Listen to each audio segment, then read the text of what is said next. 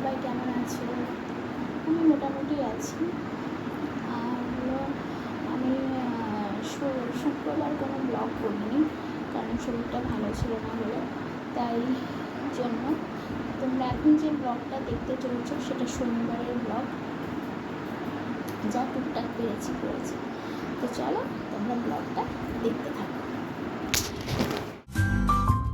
Hello, good morning, সবাই কেমন আছো? আমিও বেশ আছি মোটামুটি। Welcome to my channel Suchismita lifestyle. আরও একটা নতুন ব্লগে তোমাদের স্বাগত জানাই।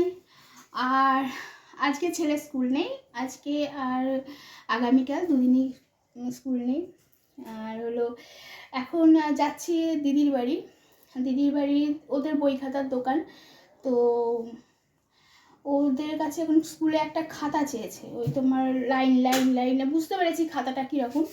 তো দিদি ওখানে আছে কিনা দেখি, তারপরে বাড়ি এসে স্নান টান করবো। এখন ঘুরে আসি, তো পরে তোমাদের সাথে আবার দেখা হচ্ছে।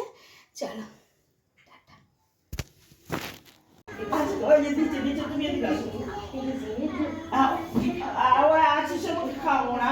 তো দিদির বাড়ি থেকে একটু ডালিয়া খেয়ে এসেছিলাম, তোমাদের দেখালাম। আর খাতাও নিয়ে এসেছি, তোমাদের দেখিয়ে দিই। এখন স্কুলে এই খাতাটা চলবে কিনা আমি জানি না, আমার হাজব্যান্ডও এক রকমের খাতা আনবে বলেছে। আর দেখা যাক যেটা চলে। সব কিছু নিউ এক্সপিরিয়েন্স করছি। আসলে আমরা যখন পড়াশুনো করেছি না, মানে এগুলো দেখতে হয়নি আর কি। বাট চলো তোমাদের দেখাই। রাখি, তোমরা তাড়াতাড়ি আমার চ্যানেলটা সাবস্ক্রাইব করো তো, যাতে আমি নিজের টাকায় একটা স্ট্যান্ড কিনতে পারি। ভালো লাগলে অবশ্যই করবে, আমাকে এত বলতে হবে না, তাই না? এ দেখো এইরকম খাতা, জানি না এটা চলবে কিনা। যাই হোক, চলো এবার আমিও আমাদের স্নান টান হয়ে গেছে, আমি এবার খেয়ে নিই, কারণ ছেলে উঠে পড়লে মুশকিল হয়ে যাবে। শ্বশুরমশাই গিয়েছিলেন হসপিটালে রেগুলার চেক আপে, উনি চলে এসেছেন, উনি রুটি খেলে নেই মাত্র। এবার আমি খেয়ে নিই, পরে আবার শ্বশুরমশাইকে খেতে দেবো। তো খাবার নিয়ে বসে গেছি। পালং শাক হয়েছিল, তারপরে উচ্ছের একটা আইটেম হয়েছিল। আমার না কিছু খেতে ভালো লাগছে না, মানে শরীরটা ঠিক লাগছে না। কালকে ওই দুটো মুড়ি খেয়ে রাত্রিবেলা শুয়ে পড়েছিলাম, আমি একটু মাছ দিয়েই ভাত খাবো, একটু লেবু নিয়ে নিয়েছি। চলো খেয়ে নিই। তো দুপুরের পর থেকে আর ব্লগ করিনি, খেয়ে দিয়ে না আমি ঘুমিয়ে পড়েছিলাম। উঠেছি অনেকক্ষণই, ছেলেকে খাওয়ালাম। এই যে ছেলে,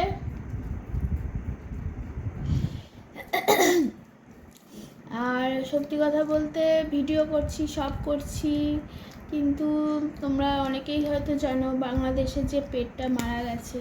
তো আমার বাড়িতেও একজন আছে, মাঝে মাঝে ফেসবুক খুললেই তার আর কি ভিডিও আসছে, আর দেখে মানে এত বুক কাঁপছে না, কি বলবো জানি না। মানে ওরা তো অবলা না, ওরা পেটে ব্যথা হলেও বলতে পারে না যে পেটে ব্যথা হচ্ছে, পায়ে ব্যথা হলেও বলতে পারে না পায়ে ব্যথা হচ্ছে। ওরা তো আমাদের মতো না, ওর শরীরে কোনো কষ্ট হলেও তো জানতে পারবো না একটু। তো মানে ওই ঘটনার পর থেকে যারা যারা পেট লাভার আছো বা যারা পেট প্যারেন্টস আছো, তারা অনেকেই চিন্তায় পড়ে গেছো। সত্যি কথা বলতে কি, সত্যি মানে আমি এটা জানি যে ওর খুব সমস্ত ভ্যাকসিন ওকে দেওয়া হয়, ওইভাবে ওকে ফেলে রাখা হয় না। আমরা তো শখের কুকুর পুষিনি, কারণ শখের কুকুর আমরা এতটা বড় লোকও না যে শখের কুকুর পোষার জন্য আমাদের অনেক টাকা আছে। তো ভালোবেসেই কেউ আমাদের দিয়েছিল, আর তারপর থেকে নিজের সন্তানের মতো মানুষ করেছি। আর ও আমার সন্তানই, আমার বড় সন্তান। তাতে লোকে হয়তো অনেকে বলবেন ন্যাকামো, রোজ তো কতই কুকুর মারা যায়, রোজ তো কত লোক মারা যায়, তাদের জন্য কত লোক কাঁদে, প্রিয়জনদের জন্যই তো কাঁদে নাকি। তো যাই হোক, এখন বাজে 6:20, একটু বেরোবো, বেরিয়ে আমার একটা শাড়ি মানে অনেক দিন ধরে ব্লাউজ বানাতে দেওয়া আছে, সে তো দিতে পারলো না। আমার বাড়ির সামনে প্রোগ্রাম হলো, ওই দিনকে পড়ার কথা ছিল, তো দিতে পারিনি।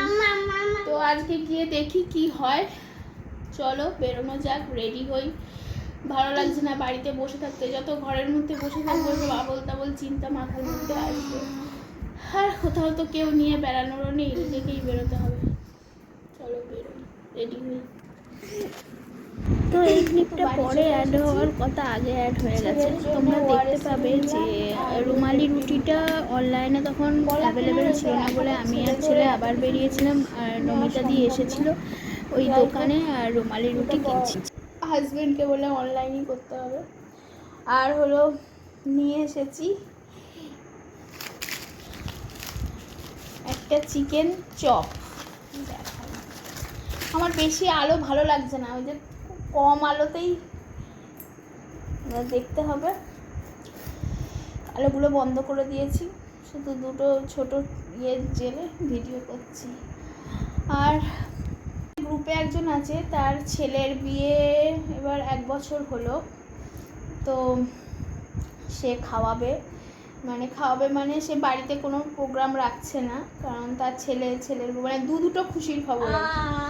তো তারা অনলাইন খাবার আর কি সবার বাড়িতে, আমরা 10 জন আছি, তাদের বাড়িতে পাঠাচ্ছে চিকেন তড়কা আর হলো রুমালি রুটি। তো তড়কাটা দিয়ে গেছে, আর রুমালি রুটিটা আমি বললাম, রুমালি রুটিটা এমন না, আগে থেকে এনে রাখলে তুমি যতই মাইক্রোওভেনে গরম করো যা করো ও শক্ত হয়ে যায়। ওই জন্য বলেছে ঠিক আছে, তোমার টাইম মতো তুমি অর্ডার করে দিও, আমি পেমেন্ট করে দেবো। তো এই হচ্ছে ব্যাপার। চলো চপটা খেয়ে নিই। কিছু কিছু মানুষের বক্তব্য, একটা বাচ্চা মানুষ করতেই এখনকার মা বাবা সব হাঁপিয়ে মরে যায়। আমাদের তো 6টা-7টা বাচ্চা আমরা একাই মানুষ করেছি। প্রথম কথা, আপনারা একা মানুষ করেননি, আর আপনাদের তখন ওইটাই এন্টারটেনমেন্ট ছিল, 6টা-7টা বাচ্চা পায়দা করা। ওকে, আর তখনকার পরিবেশ আর এখনকার পরিবেশ, পাড়া প্রতিবেশী কারোর কোলেই মানুষ হয়ে যেত, তাদের বাড়ি খেয়ে দিয়েও ঘুমিয়ে পড়তো। এখন পারবেন? এখনকার পরিবেশে বাচ্চাকে পাড়া প্রতিবেশীর বাড়ি বলুন বা কোনো আত্মীয় স্বজনের বাড়ি বলুন, মানে যা সব ঘটনা ঘটছে আজকে, যে 8 বছরের মেয়েটা, এরকম বহু কেস, 4 বছর 3 বছর, মানুষ কোন পর্যায়ে নেমে গেছে দেখুন। মানুষ আর মানুষ আছে? কারোর বাড়ি যেতে সিরিয়াসলি ভয় লাগছে। এখন মরে যাওয়াটা, রেপ হয়ে যাওয়াটা জাস্ট জল ভাত। যখন আমি রুমালি রুটি অনলাইনে অর্ডার দিতে যাই তখন সেখানে আনঅ্যাভেলেবেল হয়ে গেছে, আর যেগুলো দূর দূর থেকে দিতে আসবে সেগুলোর টাকা অনেক টাকা নিচ্ছে। তো আমি নমিতাদিকে ফোন করি, নমিতাদি বলে তাহলে তোমাদের কাছে পিঠে কোনো দোকানে যাও, আমি ওখানে অনলাইন পেমেন্ট করে দেবো। তো আমার এত বিরক্ত লাগছে যে বাড়িতে চলে গিয়ে আবার আমাকে বেরোতে হয়েছে ছেলে নিয়ে, কিন্তু কিছু করার নেই। আর ভাবছি যে তখনই বলছিল নিয়ে নেওয়ার জন্য, তখনই নিয়ে নিলে ভালো হতো। যাই হোক, তো ডিনারে বসে গেছি, খাইয়ে দেখাতে আবার করে খাইয়ে। চলো খেয়ে নিই। আর সত্যি কথা বলতে চারিদিকে যা ঘটছে আমার ভালোই লাগছে না, বিশাল চিন্তা সব কিছু নিয়ে।